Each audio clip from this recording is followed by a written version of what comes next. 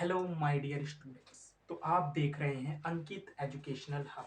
इस चैनल पर आपको बोर्ड एग्जाम्स के important topics, even science class 10th के ऑल चैप्टर्स की बड़ी कंसाइज वीडियो आपको बड़े ही अच्छे तरीके से मिलेंगी। तो मेरा नाम है Ankit and I today teach you a tense. And tense, we know that we have three types of tense. Today we have discussed only present tense and its types. How many types of tense? The tense is basically है क्या? हम future की बात करते हैं, हम past की बात करते हैं, हम प्रेजेंट की बात करते हैं। हमने टाइम मशीन के बारे में सुना है।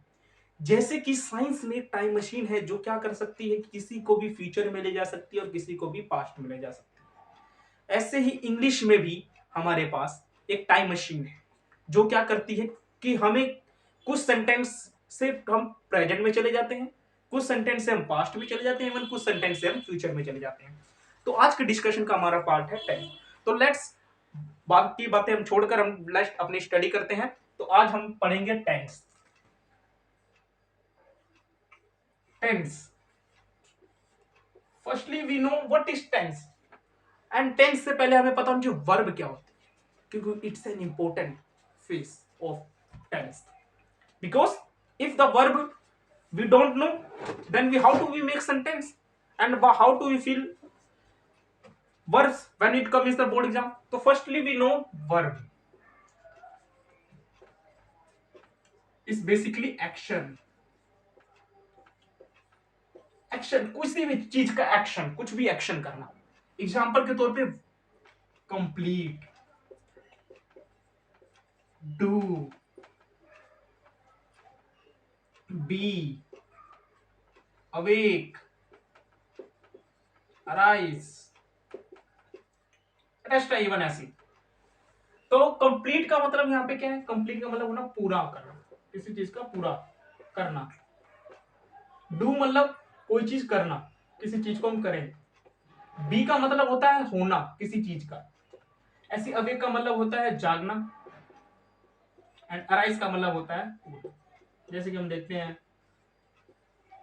बेसिकली। तो ऐसे हमारे पास बहुत सारी फॉर्म्स होती है वर्ब की, different forms of. First form होती है वर्ब की, सेकंड फॉर्म होती है और थर्ड फॉर्म होती है। तो सो और अगर हम डिस्कस करें प्रेजेंट टेंस, तो हमारे पास आज हम फर्स्ट फॉर्म की ही बात करेंगे। ये वीडियो आपके लिए बड़ा ही इंपॉर्टेंट सिद्ध होने वाला है, क्योंकि इस वीडियो में आपको डिफरेंट टाइप्स के टेंस के बारे में हम बताएंगे।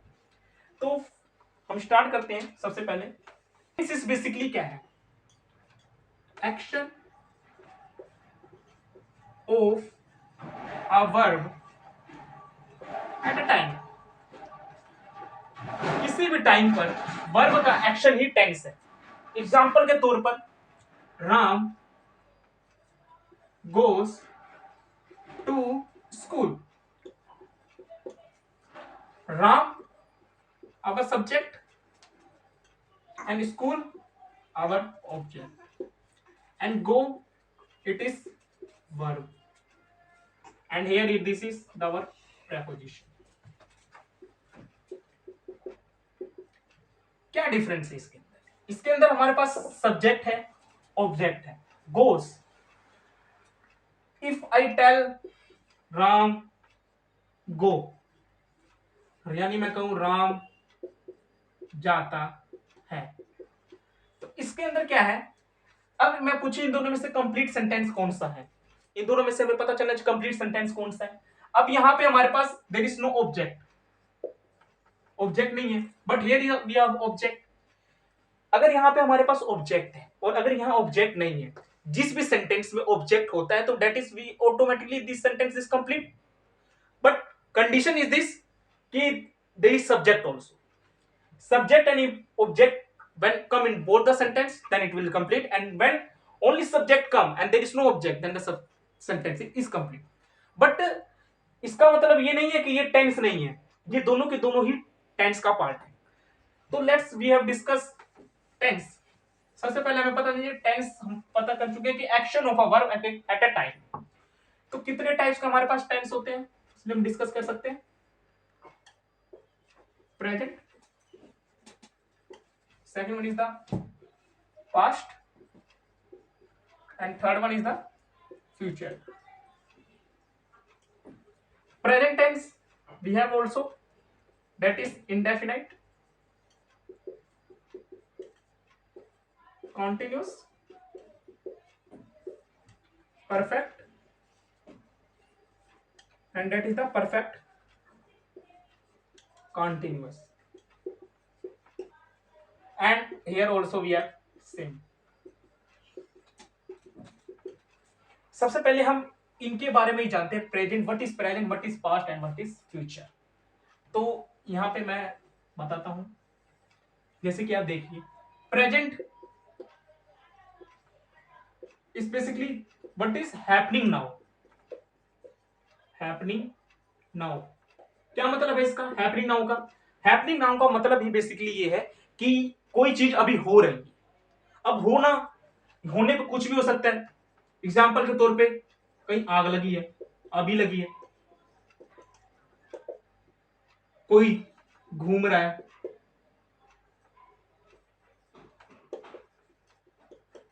यानी ये चीज क्या हो रही है अभी, हैपनिंग नाउ, अभी अभी हो रही है। अब मैं पास्ट की बात करता हूं।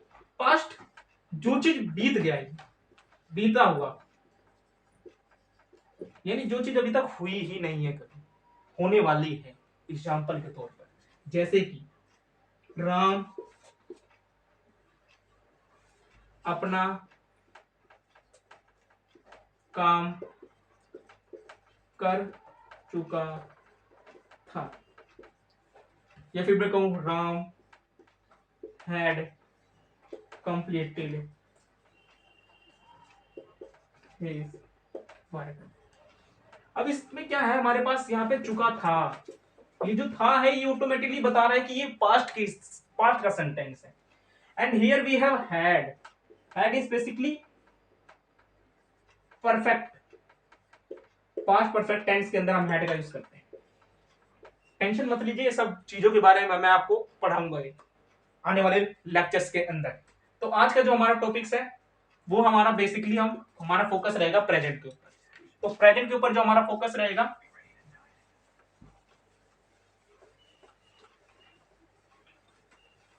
फ्यूचर की मैं बात कर रहा हूं। फ्यूचर इज बेसिकली कोई चीज होने वाली है, आने वाला time. Future, coming present, coming future. Future जो है वो क्या है, कमिंग प्रेजेंट, ये आने वाली चीज, जो चीज अभी तक हुई नहीं है, आने वाली घटना।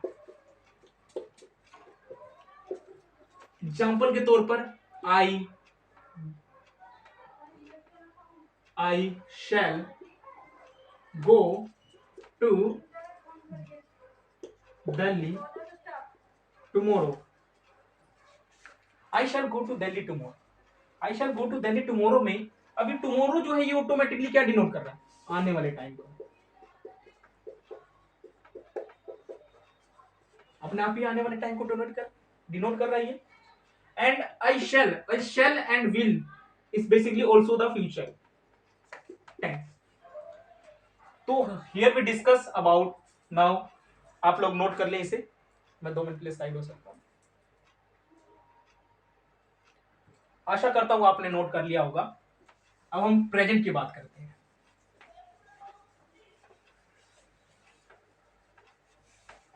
हम प्रेजेंट के टाइप्स की बात करेंगे यहाँ पे। अब प्रेजेंट के बारे में, हमारा प्रेजेंट का जो फर्स्ट टाइप है दैट इज सिंपल प्रेजेंट बोल सकते हैं हम इसे, या फिर मैं कहूं प्रेजेंट इंडेफिनेट भी बोल सकते हैं। मैं बहुत बेसिक से आप लोगों को पढ़ाऊंगा, मतलब ये नहीं है कि मतलब मैं एडवांस क्लासेस को पढ़ा रहा हूं, तो इसका मतलब ये नहीं कि बड़ी छोटी क्लासेस के, ऐसा पढ़ाऊंगा कि मतलब आप लोग कभी लाइफ के अंदर अगर आपने लेक्चर देखा है और इसको अगर ध्यान से समझा है तो आप इसको कभी भूल नहीं जाते। तो इसके लिए सबसे पहले जो हम रूल पढ़ते हैं, सबसे पहले हम रूल को याद रखते हैं। हिंदी में कैसे पता करें कि ये पता कैसे चले, सबसे पहले हम सेंटेंस के टाइप्स की बात कर रहे थे। तो हमारे पास जो फर्स्ट टाइप निकल के आता है that is the simple present tense, या फिर मैं कहूं present indefinite. Present indefinite tense का रूल जो है बेसिकली वो क्या कहता है, इसका रूल है जिन वाक्यों के अंत में ता है, ते है, ती है इत्यादि आता है, इत्यादि आता है। जिन वाक्यों के अंदर में ता है, ते है, ती है इत्यादि आता है, एग्जाम्पल के तौर पर जैसे मैं देख रहा हूं, एक मैं एग्जाम्पल लेके चल आपको बताता हूं। राम स्कूल जाता है। अब राम स्कूल जाता है। अब मैंने बताया रूल के अकॉर्डिंग क्या है, ता है, यहां पे आ रहा है ता है, या फिर मैं कहूं राधा कपड़े धोती है, यहां पे भी आ रहा है ता है, ती है और ते है। क्या भाई एग्जांपल ले लेते हैं, वे खेल रहे हैं, ये सॉरी सॉरी ये कॉन्टिन्यूस आ गया, वे खेलते खेलते हैं, वे खेलते हैं। राम स्कूल जाता है, राधा कपड़े धोती है, वे खेलते हैं। अब इसके लिए तो ये हमें पहचानने के बारे में पता चल गया कि हम हिंदी में कैसे पहचाने, बट बनाने का तरीका कैसे है, how to make a sentence on the present indefinite. तो सबसे पहले हमारे पास रूल आता है, जैसे सिंपल बनाने, सिंपल का बनाने का रूल क्या कहता है, सिंपल का रूल कहते हैं सब्जेक्ट प्लस वर्ब की फर्स्ट फॉर्म प्लस एस या ES plus object, subject plus verb की फर्स्ट फॉर्म प्लस एस या ईएस प्लस ऑब्जेक्ट।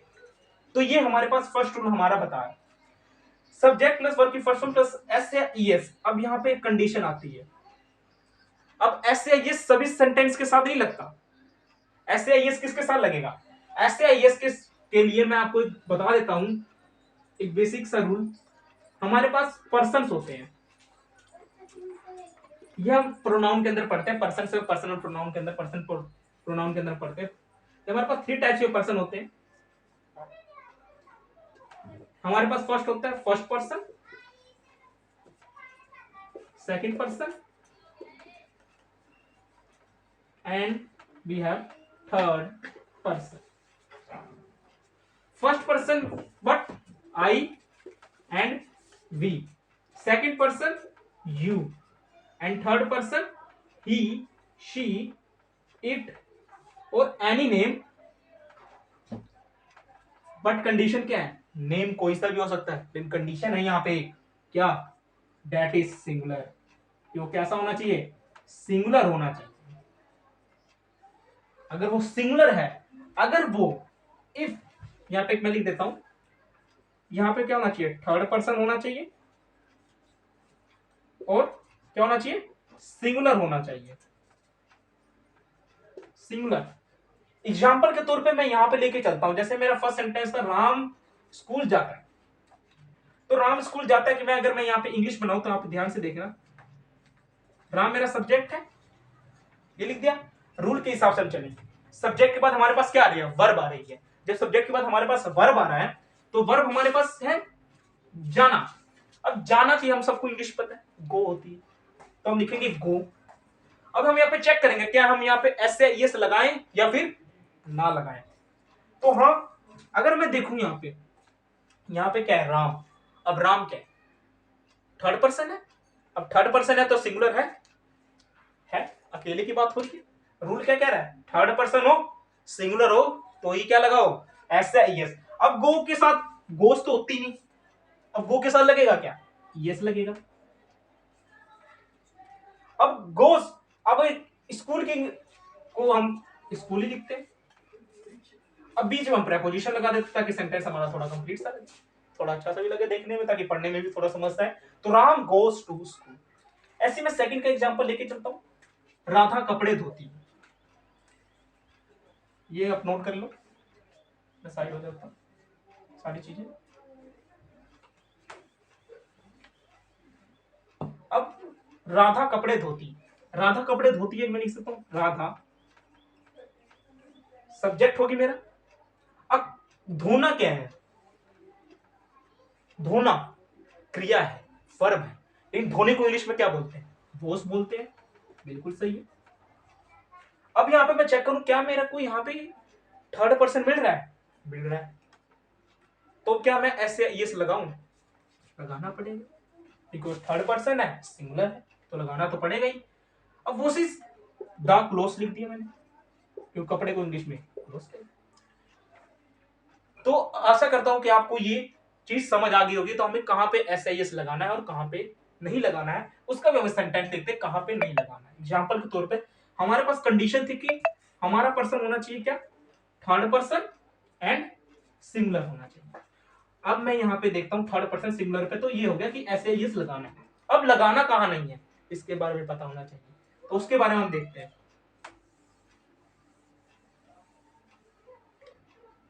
ये आपने नोट कर लिया होगा, इसको मैं मिटो देता हूं एक बार।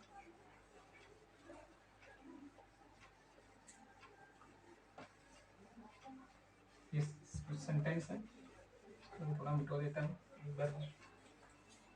तो एक और एग्जांपल हम लेके चलते हैं, जैसे कि मैं बोलता हूं मैं लिखता हूं।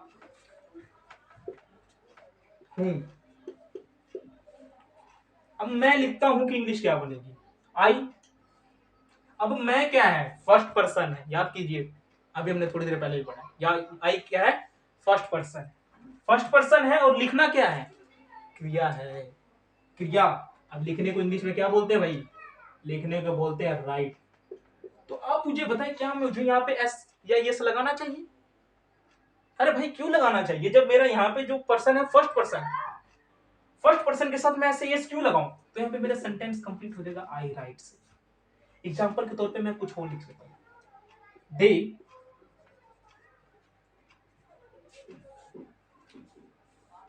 या हिंदी में आपको पहले बताता हूं, वे क्रिकेट खेलते। वे क्रिकेट खेलते हैं। और वे कौन है? वे। अब वे यहां पे ना तो मैं हूं ना तो आप है, और वे कौन है? थर्ड पर्सन है। बट कंडीशन क्या? वे। अब वे सिंगुलर तो नहीं हो सकता। अब वे अपने आप में सिंगुलर क्यों होगा? वो तो ज्यादा ही लोग होंगे तभी तो वे बोलेंगे। तो वे कौन बोलेंगे? दे। अब क्रिकेट, अब खेलना है तो यहाँ पे लिखेंगे सबसे पहले हमारे पास रूल के अकॉर्डिंग होता है सब्जेक्ट प्लस वर्ब प्ले। अब प्ले है, दे प्ले। अब क्रिकेट है, खेलना है। अब यहाँ पे देखिए दे है, थर्ड पर्सन है थर्ड पर्सन। बट कंडीशन क्या है यहाँ पे? प्लूरल है। प्लूरल है तो क्या बोला था? प्लूरल के साथ कभी भी, नोट करके लिखेंगे यहाँ पे, प्लूरल के साथ कभी भी एस या एस नहीं लगता है। ये चीज नोट करके लिखिए, प्लूरल के साथ कभी भी एस या एस नहीं लगता है। They play. अब क्या खेल रहे हैं? क्रिकेट खेल रहे हैं, देख लीजिए। तो आशा करता हूं आपको प्रेजेंट डेफिनेट का जो सिंपल सेंटेंस था वो समझ आ गया। नोट कर लीजिए एक बार, ठीक है। अब मैं रब कर देता हूँ 101। अब होगी हमारे पास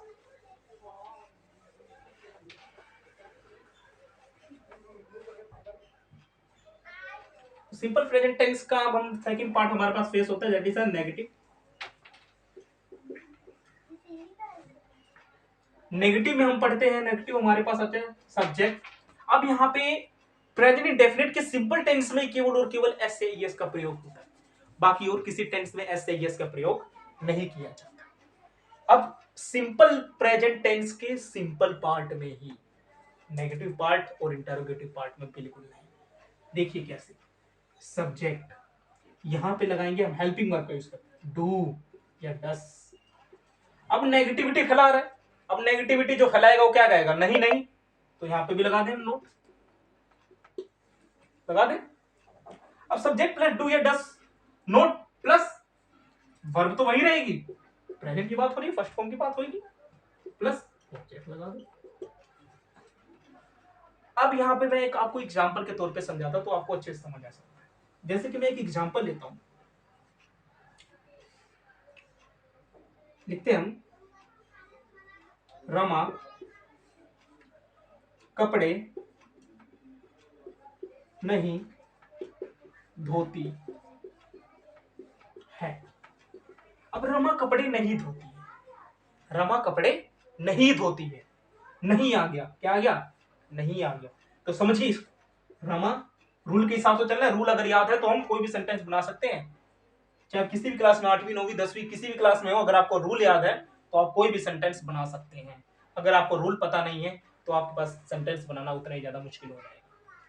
तो रमा लिख देते हैं हम, रमा। अब रमा के साथ अब यहाँ पे डू या डस, अब इसके बारे में पता नहीं कहां डू लगे और कहां डस, कहां डू और कहां डस। पर्सन हम पहले पढ़ चुके हैं, हमारे पास 3 टाइप के पर्सन होते हैं, that is the first person, second person and we have the third person.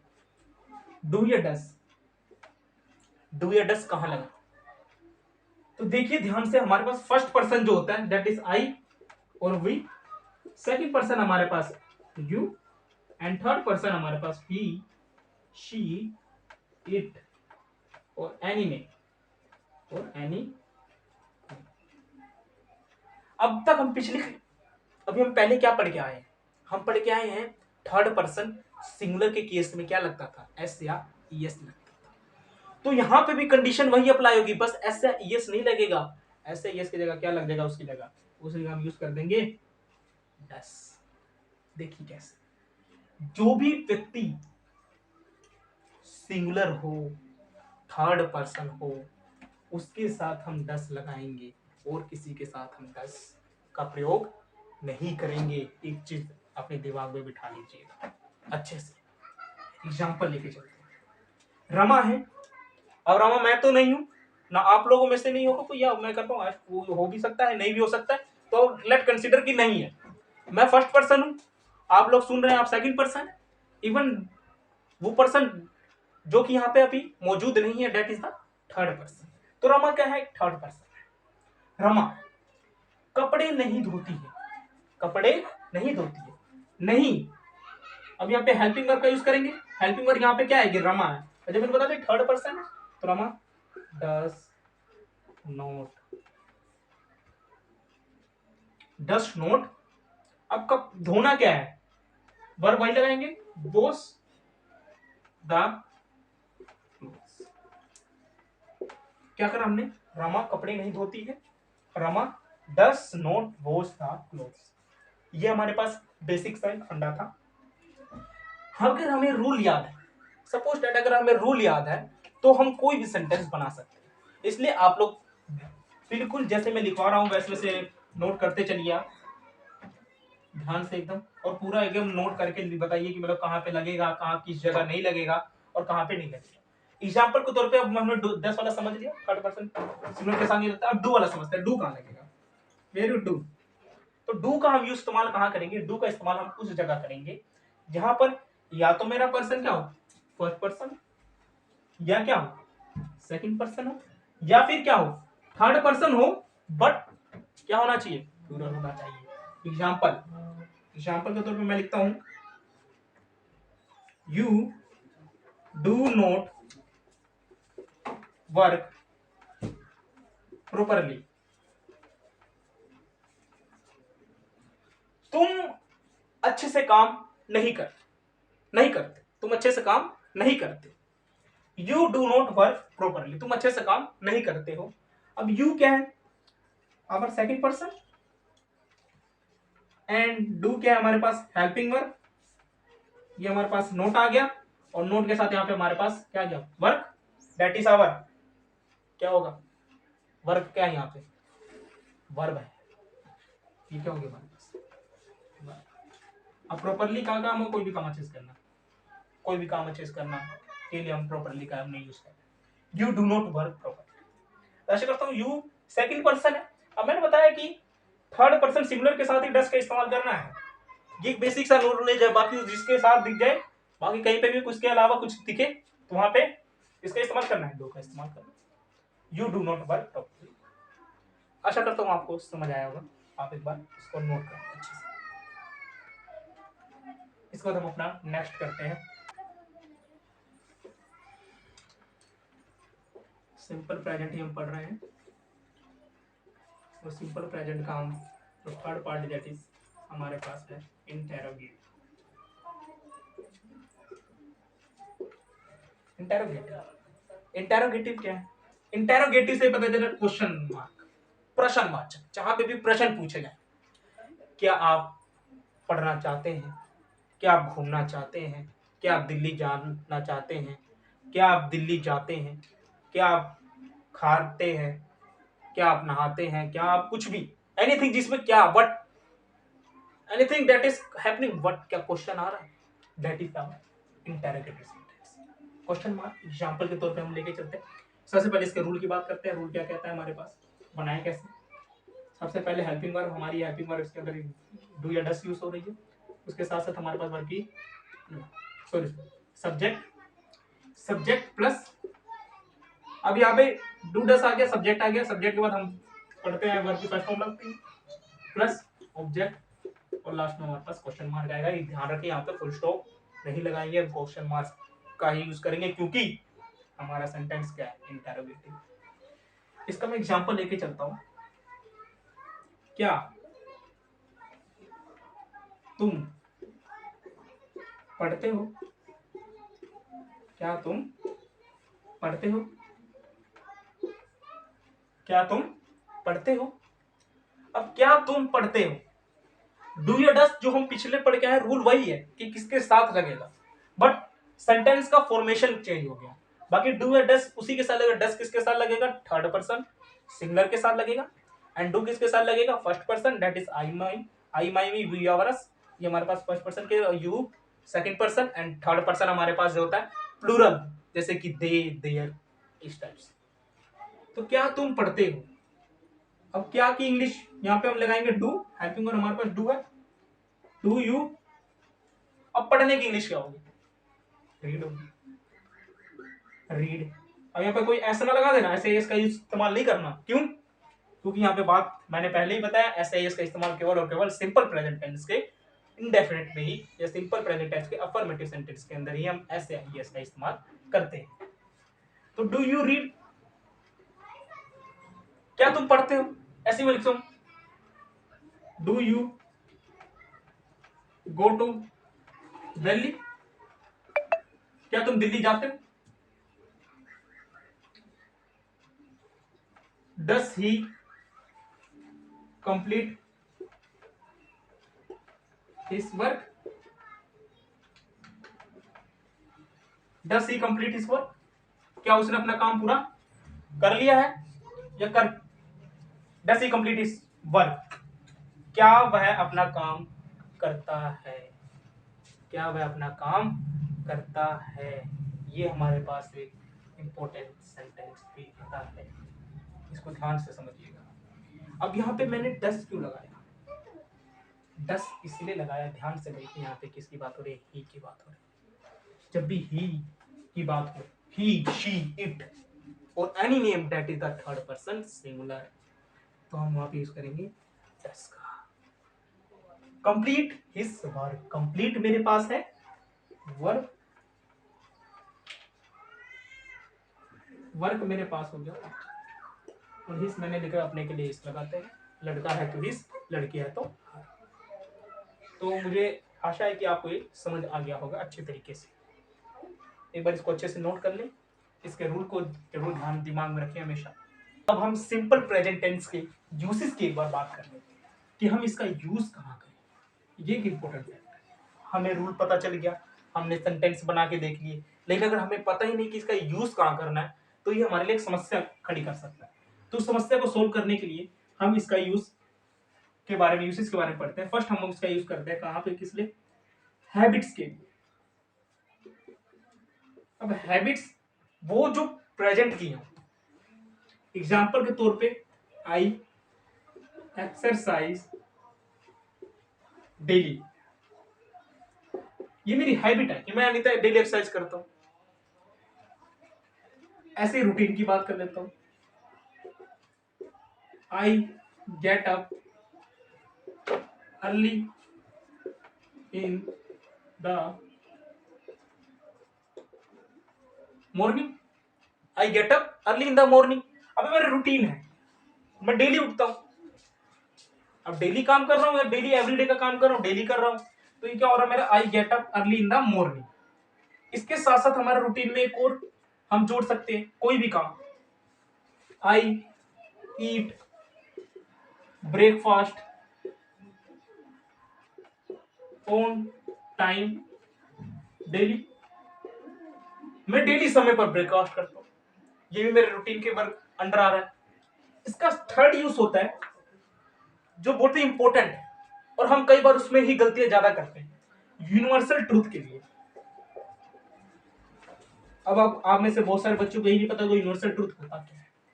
ये एक इंपॉर्टेंट चीज है, यूनिवर्सल ट्रूथ व्हाट इज, क्या है universal truth? Is basically nothing but कि ऐसी चीजें जो कि ना मैंने कही ना किसी और ने कही, जो कि पहले से ही मान्यता प्राप्त हैं, जिनको कोई बदल नहीं सकता, जो कि पूरी दुनिया में एक जैसी है। एग्जाम्पल के तौर पर, अब पूरी दुनिया में एक बार एक जैसी चीज क्या हो सकती है, मैं एग्जांपल लेके, यूनिवर्सल ट्रूथ नथिंग बट ऐसी चीजें जो कि पहले से ही सत्य हैं, जिन्हें कोई बदल ही नहीं सकता।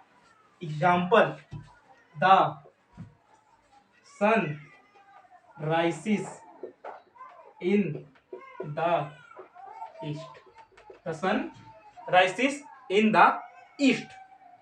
अब सूरज जो है वो पूरब से उगता है। अब कोई ये आगे कल को ये नहीं बोल सकता कि सूरज पश्चिम से उगता है, या कुछ महानुभव हो भी सकते हैं जो कह भी सकते हैं, तो हम बात नहीं कर सकते। तो हम लेके चलते सिंपल सा example, the sun rises in the east. Universal truth हो या फिर कोई साइंटिफिक ट्रूथ हो, साइंटिफिक ट्रूथ, या फिर मैं कहूं मैथमेटिक्स ट्रूथ। अब मैं कहता हूं मैथमेटिक्स ट्रूथ का अगर मैं एग्जांपल लेके चलता हूं, 2 and 2 मेक्स 4। अब 2 और 2 क्या बना रहे हैं, 4 बना रहे हैं। अब कोई कल को ये थोड़ी ना बोल सके 2 और 2, 2 जमा जो क्या 5 नहीं हो सकता ना, तो 2 जमा 2 कितने होंगे, 4 ही होंगे ना। ऐसी साइंटिफिक ट्रूथ की बात करते हैं। साइंटिफिक ट्रूथ क्या है, क्या लेके चलते, अब मैं इसमें लेके चलता हूं, water boils at 100 degree Celsius. अब पानी 100 डिग्री सेल्सियस पे ही उबलता है। अब कोई कल को ये नहीं कहेगा कि पानी 2 डिग्री सेल्सियस पे उबल गया, पॉसिबल ही नहीं। यूनिवर्सल ट्रूथ है, साइंस ने बता दिया, फैक्ट की बात है।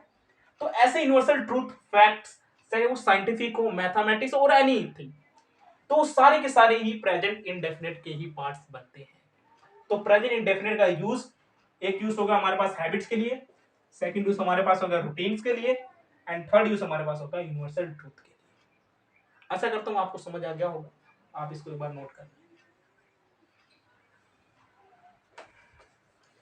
अब हम बात करते हैं हमारे जो कि नेक्स्ट टेंस है, और एक इंपॉर्टेंट भी टेंस हो सकता है वो, क्योंकि उसके साथ कई सारे टेंस रिलेट भी करते हैं, and that is the present continuous. क्या बोला मैंने, प्रेजेंट कॉन्टिन्यूअस। अब प्रेजेंट से पता चल गया कि बात कब की हो रही है, करंट की हो रही है।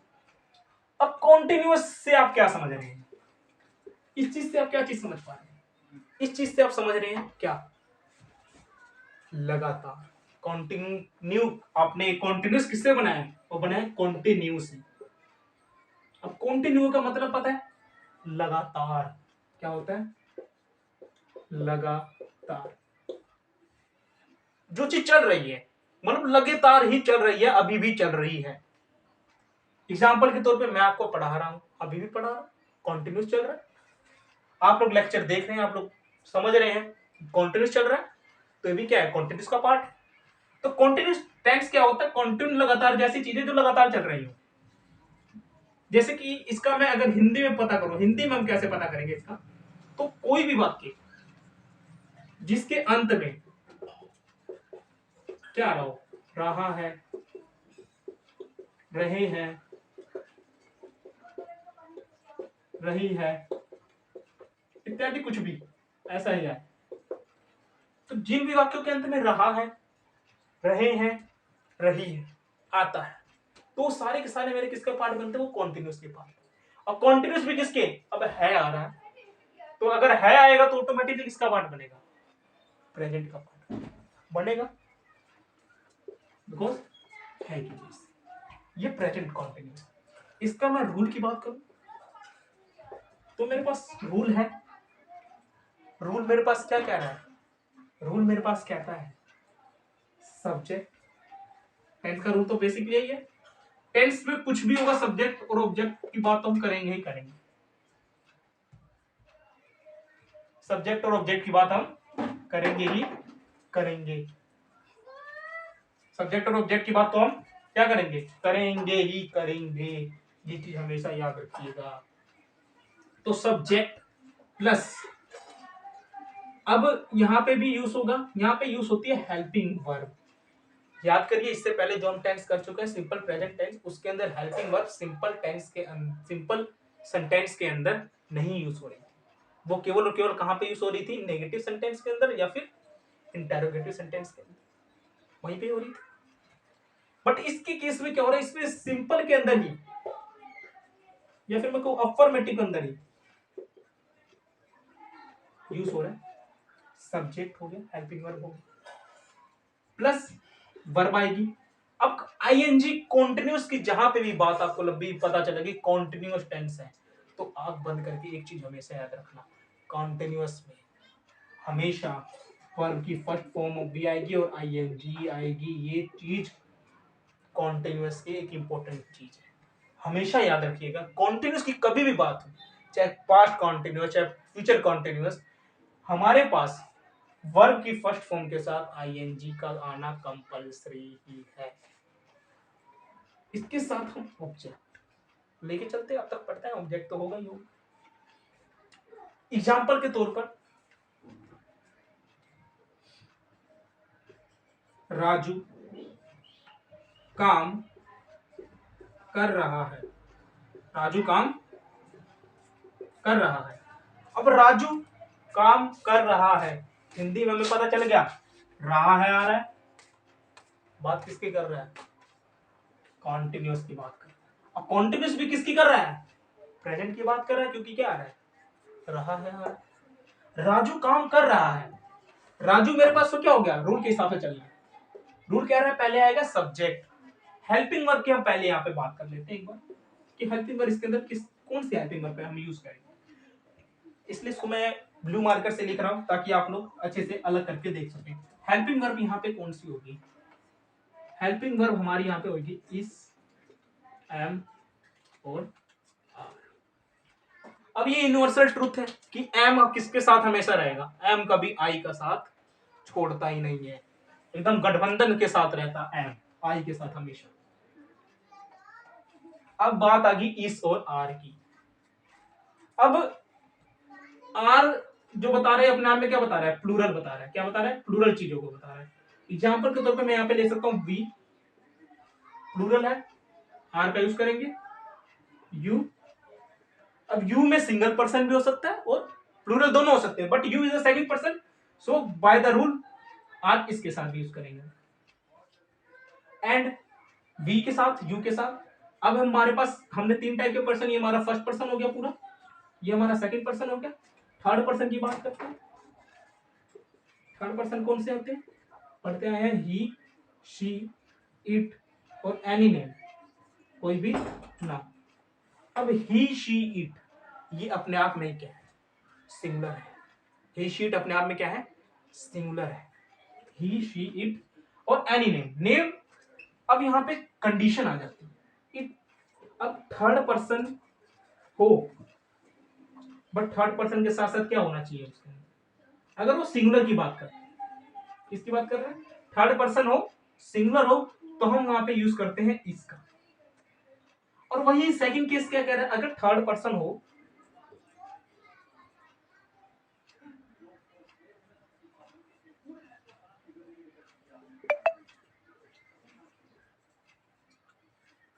पर्सन हो और अगर वो प्लूरल की हो, तो वहां पे हम बात करेंगे आर का।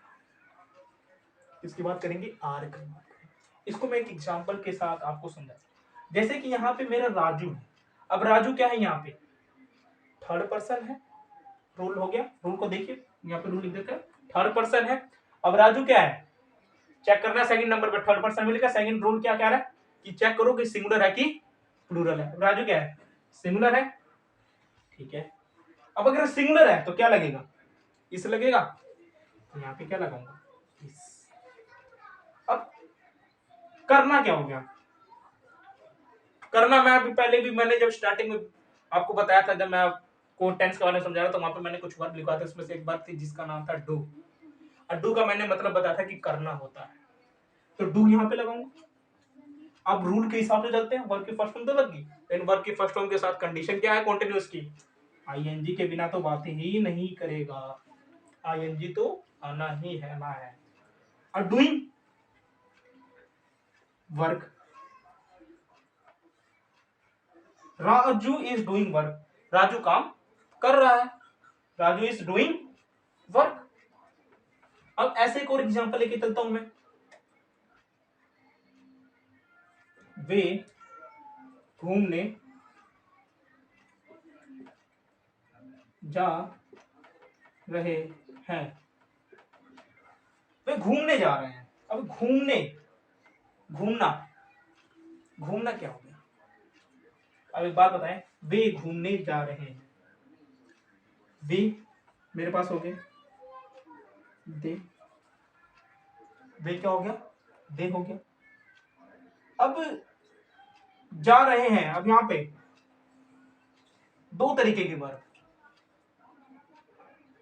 घूमना, यहाँ पे घूमना की हम यूज करेंगे ट्रैवल के तरह यूज करेंगे, घूमने का मतलब ट्रैवल करना।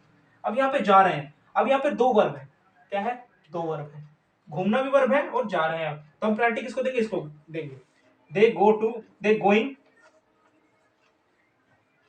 गो, जाकी जाने की इंग्लिश गो, और आईएनजी वर्ब की फर्स्ट फॉर्म के साथ लगी रहा है, गोइंग टू ट्रैवल, वे घूमने जा रहे हैं, ट्रैवल करने जा रहे हैं, घूमने, ट्रैवल का मतलब घूमना होता है, ट्रैवल करने जा रहे हैं, चल रहे हैं, ट्रैवल घूम रहे हैं, ट्रैवल, तो ट्रैवल हमारा घूमने, तो गोइंग टू ट्रैवल, वो ट्रैवल करने जा रहे हैं।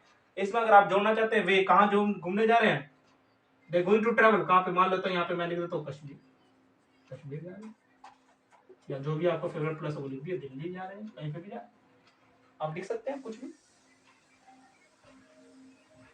पर आप नोट कर लीजिए इसको अच्छे से। एक एग्जांपल मैं और लेके चलूंगा इसका, और फिर हम इसके बाद इसके सेकंड फेज या नेगेटिव की बात करेंगे, नेगेटिव में क्या कहता है। तो एक एग्जांपल और मैं लेके चलता हूं, वो क्या है, जैसे कि देखिए, तुम खाना खा रहे हो, तुम खाना खा रहे हो। अब रहा है, रहे हैं, रही है, रहो हो, रही हो, कुछ भी इत्यादि लिख रखे, कुछ भी जहां पे भी रहे की बात करें और साथ में है, हो, ही, ऐसे वर्ड है, तो वो अपना आप ही आप पहचानिए कि वो जो बात कर रहा है वो कॉन्टिन्यूस की ही बात कर रहा है, और अगर है तो प्रेजेंट की बात कर रहा है, अगर था होता तो पास्ट की बात करता, अगर होंगे होता तो फ्यूचर की बात करता। तो यहाँ पे हम प्रेजेंट की बात कर लेते हैं, तो तुम खाना खा रहे हो, यू, अब खाना खा रहे हो, खाना खा रहे हो, यू, अब तुम की इंग्लिश तो यू होगी, अब खाने की इंग्लिश क्या होगी, सबसे पहले यू के साथ हम वर्ब लगाएंगे, वर्ब क्या हमारे पास है, यू के साथ हमको यहाँ पे देखो, ध्यान से देखो, यू मेरे पास सेकंड पर्सन है, सेकंड पर्सन के साथ हम यूज कर रहे हैं आर, आर, अब खाने की इंग्लिश होगी ईट, और उसके साथ लगेंगे आईएनजी, ईटिंग, अब खा क्या रहा है, खाना ही खा रहा है, ईटिंग द फूड या ईटिंग फूड आप कुछ भी लिख सकते हो, तो you are eating the food, तो ये मेरे पास इसका एग्जांपल होगा। आशा करता हूं आपको समझ आ गया होगा। आगे हम इसके नेगेटिव की फेस की बात करते हैं। तो नेगेटिव फेस क्या कहता है इसका,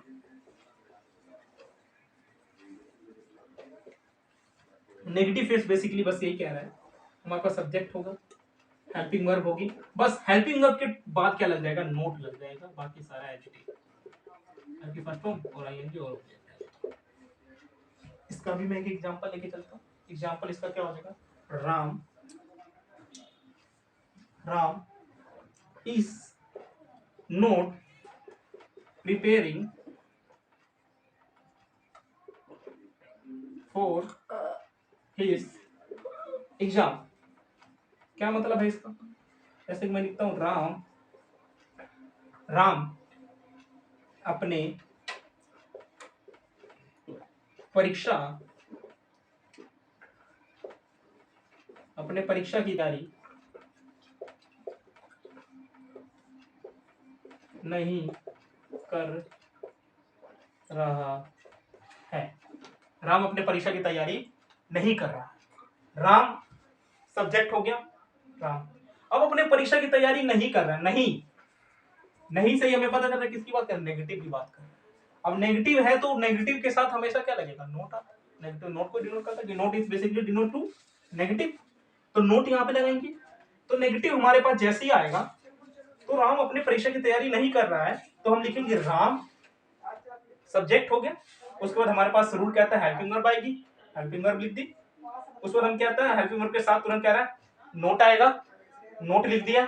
उसके बाद हमारे पास कह रहा है वर्ब की फर्स्ट फॉर्म आएगी, प्रिपेयर, तैयारी करने का मतलब होता है प्रिपेयर करना, और प्रिपेयर के साथ आईएनजी लगाएंगे। आईएनजी हमारे पास प्रिपेयरिंग हो गया, और हिज एग्जाम, अपने एग्जाम की तैयारी नहीं कर रहा, preparing for his exam. For मैंने यहाँ पे ऐसा प्रीपोजिशन यूज करा, या प्रिपेयरिंग फॉर अपने एग्जाम के लिए नहीं कर रहा तैयारी, या फिर आप फॉर को काट भी सकते हैं, अगर आपको नहीं रखना है तो कोई दिक्कत नहीं है, आप लिख सकते हैं Ram is not preparing his exam, कोई दिक्कत नहीं, आप कर सकते हैं इसको भी। तो अब हम इसके इंटेरोगेटिव फेस की भी बात कर लेते हैं। इंटेरोगेटिव फेस क्या कह रहा है इसका,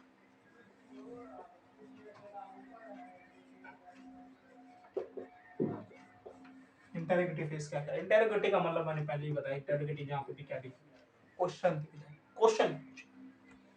इसमें क्या हो रहा है, हेल्पिंग वर्ब बाहर आ गई, सब्जेक्ट एडिटिव रहेगा, वर्ब की first form plus ING plus object, helping verb plus subject plus verb की first form plus ING plus object, ये इट इज इंपॉर्टेंट। अब ये रूल है, एग्जांपल मैं इस रूल में लेके चलता हूं। Is he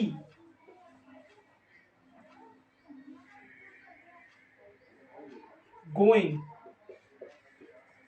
to Shimla, is he going to Shimla, क्या वह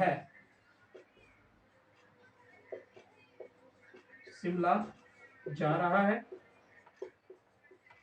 क्या वह शिमला जा रहा है, क्या वह शिमला, क्या अब क्या है, हेल्पिंग वर्ब है इस, वह कैसा आता है, ही गोइंग। अब जाने की इंग्लिश क्या बताई थी, गो बताई थी, तो गो लगा दी।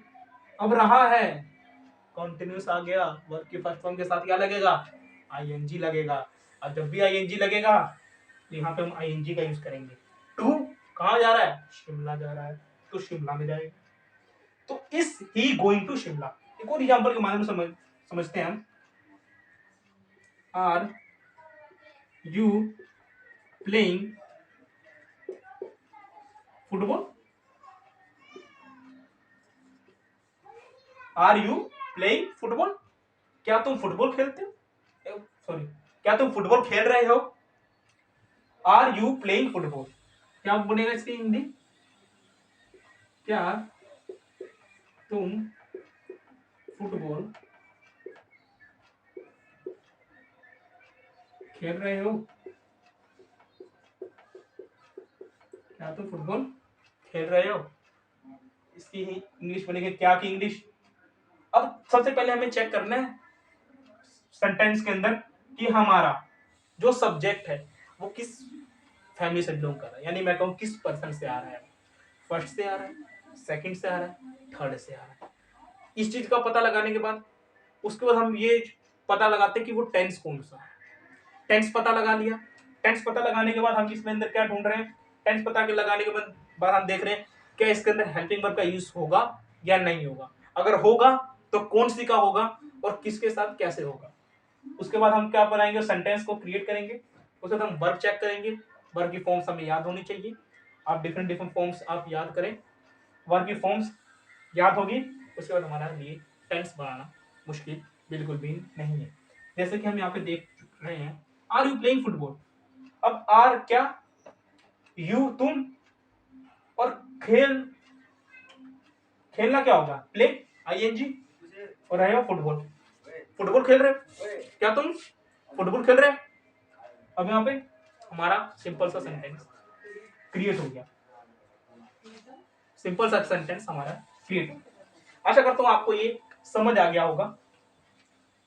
तो अब मैं इसके भी यूज के बारे में, कहाँ इसका यूज करें, इसके बारे में बात कर लेते हैं। इसका यूज के बारे में बात कर लेते हैं।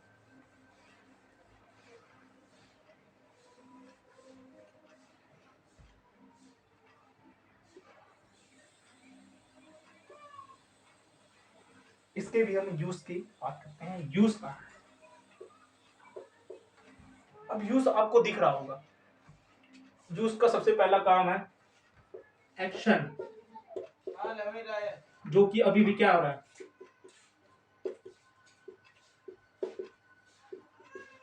करंट में चल रहा है। एक्शन जो अभी भी करंट में चल रहा है, ये हम करके आ चुके हैं, बिल्कुल करके आ चुके हैं। एक्शन जो अभी भी करंट में चल रहा है।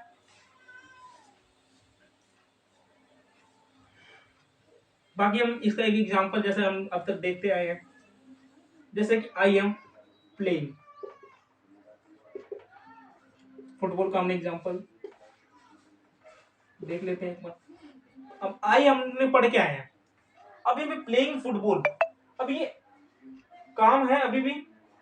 अब कोई व्यक्ति पूछ रहा, मान लीजिए कोई लड़का है, उसका एक भाई है। अब एक टाइम पे वो लड़का मान लीजिए खाना खा रहा है।